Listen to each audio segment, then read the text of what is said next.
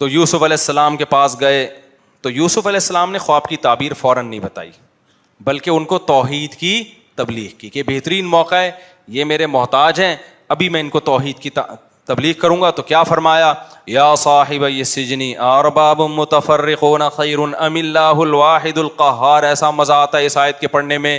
اے میرے جیل کے دوستو, پتا چلا بھائی کافر کو بھی تبلیغ کرنی ہے تو دوست کہہ کے خطاب کہنا ہے, یہ نہیں کرنا کہ تو جائے گا جہنم میں, تو جہنمی ہے, اسی حال میں مر گیا تو تیرا ٹھکانہ کیا ہے, جہنم کی آگ. تو یہ اسٹائل اچھا نہیں ہے. یوسف پیغمبر ہو کے کافروں سے کیا کہہ رہے ہیں, اے میرے جیل کے ساتھیوں, اے میرے جیل کے دوستو, ارباب متفرقون, بتاؤ بہت سارے معبود وہ زیادہ اچھے ہیں, ام اللہ الواحد القہار, یہ ایک کو معبود بنایا جائے. اتنے سارے محبوب, اتنے سارے معبود تو پاگل ہو جائے گا نا, ایک کو بناؤ معبود. تو ایسے ان کو تبلیغ کر کے پھر ان کو بتایا کہ تمہارے خواب کی یہ تعبیر ہے کہ ایک لٹکا دیا جائے گا اور ایک بادشاہ کی ویسے ہی خدمت کرے گا. پھر جس کو یہ کہا کہ تم کو نجات ملے گی, اس کو یوسف علیہ السلام نے کہہ دیا کہ میں جیل میں پڑا ہوا ہوں, بادشاہ کو ذرا یاد دلا دینا, ایک قیدی جیل میں کئی سال ہو گئے ہیں, تو اس کے جیل سے نکالنے کا انتظام کرو. یہ نالائق گیا اور بادشاہ کو بتانا بھول گیا. تو کیسی پیغمبروں پر بھی آزمائشیں آتی ہیں, کئی سال جیل میں پڑے رہے ہیں, پھر وہ بھول گیا, پھر اندر جیل میں, لیکن نہ خودکشی کا خیال آ رہا ہے, نہ ڈپریشن کے مریض بن رہے ہیں. کیا سوچ کے, اللہ نے میری تقدیر میں یہی. ہم ہوتے, ہم کہتے ایک تو اللہ کے لیے میں برائی سے بچا. آج جو دیندار بنتا ہے نا, فوراً کہتے پیسے بڑھ کیوں نہیں رہے, میں تو نماز بھی شروع کر دی, داڑھی بھی رکھ لی, پردہ بھی کر لیا, سب کچھ ہو گیا, اللہ میاں نے تو کہا تھا کہ میں تمہاری تنخواہ بڑھا دوں گا, اور اس کے دروازے وہ کیوں نہیں رہا. یہ یوسف علیہ السلام نیکیوں پہ نیکیاں کر رہے ہیں, بجائے وسائل پیدا ہونے کے الٹا آزمائشوں پہ آزمائشیں بڑھ رہی. زنا سے بچنے پہ تو ان کو بادشاہ بن جانا چاہیے تھا. اللہ کہتا ہے آپ نے میری خاطر قربانی دی, اب میں آپ کو نوازوں گا. نہ نہ, اللہ نے الٹا کیا کروا دیا, جیل میں ڈلوا دیا. پھر جیل سے نکلنے کی صورت بنی تو بھلوا دیا اس کو. بلائے تو شیطان نے, لیکن وہ بھی تو اللہ کی مرضی بھی تو شامل تھی نا اس میں. تو آزمائشوں پہ آزمائشیں. لیکن کیا ہو رہا ہے بھائی, اللہ کی تقدیر, ہم اس تقدیر پہ کیا ہیں, راضی ہیں.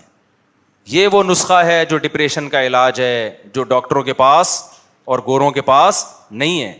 گورے ڈپریشن کے کوئی اور علاج بتاتے ہیں, یہ وہ ہے جو صرف پیغمبر بتا سکتے ہیں. سعودی عرب میں ایک صاحب ملے, عربی ہیں اور بڑے اچھی رائل فیملی سے ان کا تعلق ہے. کسی نے مجھے بتایا کہ ان کا 4 یا 5 سال کا بیٹے کی ڈیتھ ہو گئی ہے, اور جو بتانے والے تھے وہ انڈین ہیں. انہوں نے کہا کہ میں اس بندے کے حوصلے اور صبر کو داد دیتا ہوں, کیسے اس نے صبر کیا ہے. تو میری ان عربی سے بات ہوئی, میں نے ذرا تعزیت کی, تو میں نے کہا آپ نے کیسے صبر کیا. اس نے آیت پڑھی, کہتے ہیں میں نے جب قرآن میں دیکھا, میرے بڑا چہیتا بیٹا تھا, اس کی جب ڈیتھ ہوئی اچانک, تو میں نے قرآن میں دیکھا, قرآن کہہ رہا ہے وَلَنَبْلُوَنَّكُمْ بِشَيْءٍ مِّنَ الْخَوْفِ وَالْجُوعِ وَنَقْصٍ مِّنَ الْأَمْوَالِ وَالْأَنفُسِ وَالثَّمَرَاتِ. اللہ کہہ رہے ہم تمہیں ضرور آزمائیں گے, مال میں کمی کے ذریعے بھی اور اولادوں میں جانیں بھی لے کر. تو کیا ہوگا اللہ آزمائش کے بعد, وَبَشِّرِ الصَّابِرِينَ, اے نبی جو ان مصیبتوں میں صبر کرے اس کو خوشخبری سنا دیں. کیسے صبر کرے, الذین اذا اصابتہم مصیبہ, یہ وہ صبر کرنے والے لوگ ہیں جب ان کو کوئی مصیبت پہنچتی ہے, قالوا, تو یہ کہتے ہیں انا للہ, ہم اللہ کے غلام ہیں, اللہ کو حق ہے جو چاہے کرے, وانا الیہ راجعون, اور ہم نے لوٹ کر اسی کے پاس جانا ہے, اس مصیبت پہ وہ ہمیں اس کا آلٹرنیٹ دے گا. یہ 2 جملے کہتے ہیں اور صبر ان کو آ جاتا ہے. تو اے نبی آپ ان کو خوشخبریاں سنا دیں. تو کہتے ہیں میں نے جب یہ آیت پڑھی تو میرا غم کیا ہو گیا, ختم. ہمارے یہاں کیا ہوتا ہے, کیوں مرا ہے بھائی, پھر ایسی فضول بحثیں ہیں. وہ اصل میں اس ڈاکٹر نے ٹیکا ادھر لگانا تھا ادھر لگا دیا نا, یہ ڈاکٹر ہیں ہی 2 نمبر. پھر یہ ہوگا, پھر وہ ہوگا, پھر سر دیواروں سے مار رہے ہیں, ڈپریشن میں جا رہے ہیں, 6 مہینے گولیاں کھا رہے ہیں, رو رو کے جب دیکھتے ہیں نا اب زندہ ہونے کا کوئی چانس بچا نہیں ہے. کیا خیال ہے, سب کچھ کر کے دیکھ لیا, پھڈا بھی کر لیا, اللہ سے لڑ بھی لیے, ڈپریشن میں 20 لوگوں سے پھڈا کر لیا, آخر میں کہتے ہیں اب چلو یار اللہ کی مرضی, بھائی اللہ نے دیا تھا, اللہ کی مرضی. لاسٹ میں اینڈ میں یہ آ رہا. اور ایک تو چھوٹا سا بس واقعہ سنا کے بیان ختم کروں میں, سچی مچی کا آخری واقعہ. آج کل یہ بہت ہو رہا ہے, معاشقے چلتے ہیں نا تو لوگ تہجد میں پھر ایک دوسرے کو مانگتے ہیں. لڑکیاں تہجد میں مانگ رہی ہوتی ہیں اللہ مجھے یہ والا مل جائے, یہ ہو رہا ہے بہت. لڑکے تہجد میں مانگ رہے ہوتے ہیں رات کو اٹھ کے نا رمضان کی آخری راتوں میں, اللہ فلانی سے میری شادی کرا دے. یہ بہت ہو رہا ہے, آپ کو مجھ سے زیادہ پتا ہوگا. جب نہیں ملتا نا پھر اللہ کو برا بھلا کہتے ہیں. ہم نے تو اللہ سے بڑا مولویوں سے سنا تھا رات کو تہجد میں دعائیں مانگی جائیں, میں تو کئی 1 مہینے سے مانگ رہی ہوں, میری تو پھر بھی وسیم سے شادی نہیں ہوئی, وہ پھر بھی کم وقت کہیں اور ہو گئی اس کی شادی. اب ایسا, اب اتنی برداشت لوگوں میں ختم ہو گئی ہے, معاذ اللہ نقل کفر, اللہ کو برا بھلا کہنا شروع کر دیتے ہیں. یہاں تک ہونے لگا ہے, اللہ بچائے, کہ میں مانتی نہیں اللہ کو. کہاں ہے وہ, میں نے اتنا مانگا وسیم, مجھے ملا سلیم. سلیم تو ہم نے مانگا ہی نہیں تھا, مانگا وسیم ہے, مل کون رہا ہے. یہ لڑکیوں کی بات کر رہا ہوں میں, یعنی جو میں نے خود جن کے مشاہدے کیے ہیں. اب میں کردار کا نام بدل دیتا ہوں, ہو سکتا ہے غفار مانگا ہو, لیکن میں ظاہر ہے سچی مچی بھی بتاؤں گا نا. کسی خاتون نے مجھے خود بتایا کہ میں دعائیں مانگ مانگ کے تھک گئی ہوں, ملا ہی نہیں, اور میں تو پھر اللہ کا انکار کرنا شروع کر دیتی ہیں. عورتیں بھی, مرد ذرا کم کر رہے ہوتے ہیں, یہ لڑکیاں جلدی جذباتی ہو جاتی ہیں. تو بھائی اللہ سے لڑ کے کچھ بھی نہیں لیا جا سکتا, نہ وسیم ملے گا نہ تمہیں سلیم ملے گا. اللہ سے لڑ کے کچھ نہیں لیا جا سکتا. سوال پیدا ہوتا ہے جب اللہ نے اپنی ہی مرضی چلانی ہے تو ہم مانگیں کیوں؟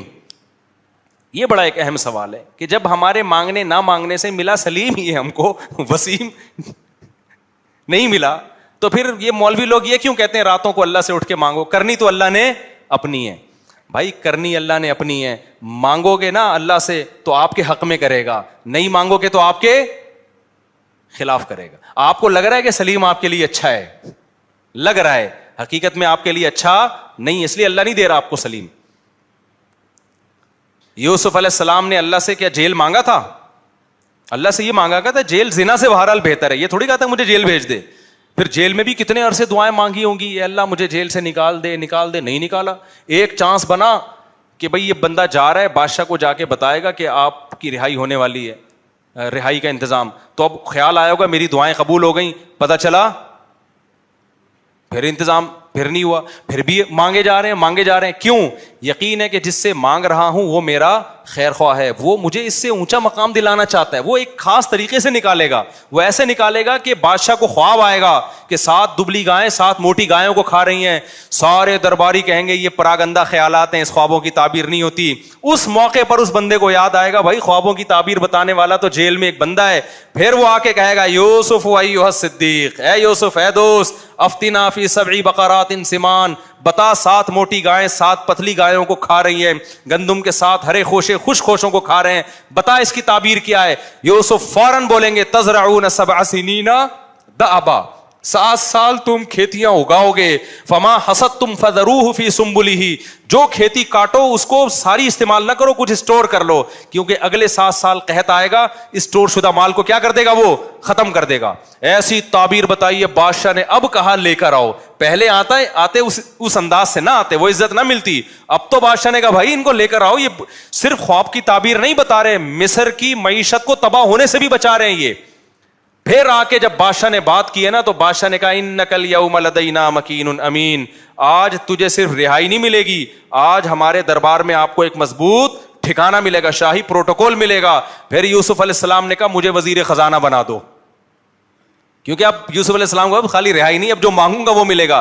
وزیر خزانہ بنا دو, کیونکہ وزیر خزانہ ہی کی آگے فیوچر میں سب سے زیادہ اہمیت ہوگی. وزیر خزانہ بنے اور مصر کو تباہی سے بچایا, اور اگلے مصر کے بادشاہ کون بن گئے؟ یوسف بن گئے.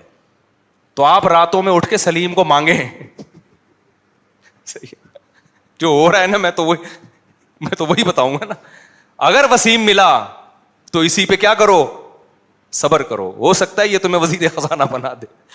بہرحال جو بھی ہے وہ تو ہمیں کیا پتا وسیم آپ کے لیے اچھا ہے یا سلیم اچھا ہے, لیکن جو بھی ہو آپ نے اللہ کے دفتر میں فائل جمع کرا دی ہے, اور یقین کرو جو ہوگا آپ کے حق میں انشاءاللہ بہتر ہوگا. تو اس جذبے سے لوگ دعائیں مانگتے رہتے ہیں, اور جو ایسے ہی کہ ٹرائی کر رہے ہوتے ہیں, اللہ کا امتحان لے رہے ہوتے ہیں, دیکھوں ٹرائی کر کے دعا قبول ہو رہی ہے نہیں ہو رہی, ان کو کچھ نہیں ملتا.